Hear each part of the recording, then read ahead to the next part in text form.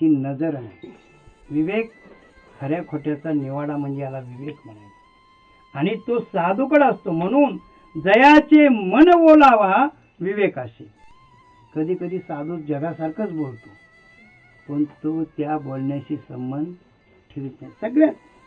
सगळ्या प्रपंचामध्ये राहून तो आलिप्त असतो.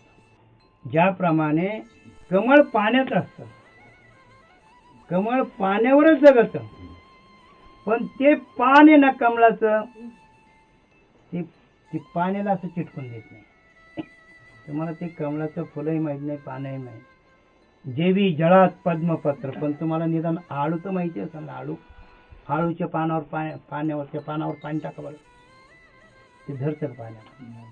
ते जसं आलिप्त असतं त्याच्यामध्ये असून, तसा महात्मा जेवी जळात पद्मपत्र. हो, महात्म्याला मुलं बाळा असतात. हो, असं जे महात्मा समजणं एवढं सोपं नाही.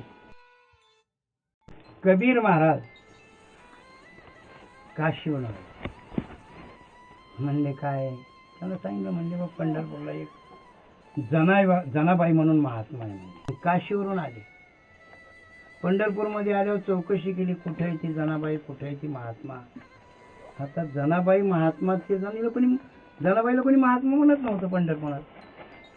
ज्या घरात राहत होती त्या घरात सुद्धा तिला जनाबाई म्हणत नव्हते, महात्मा म्हणत नव्हते, जनी. आणि शिवाय ती दासी होती.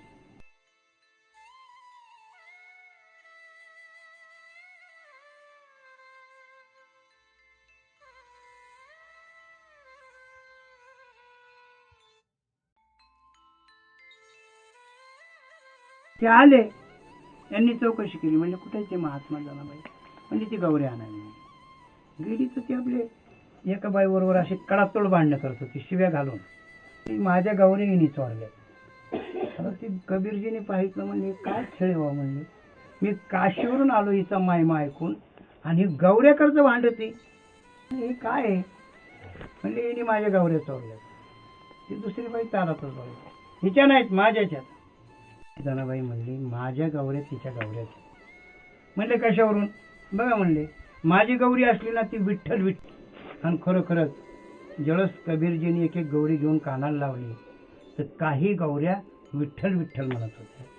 म्हणजे जनाबाईचं महात्म्य एवढं होतं. जनाबाई महात्मा होती, पण काय करत होती?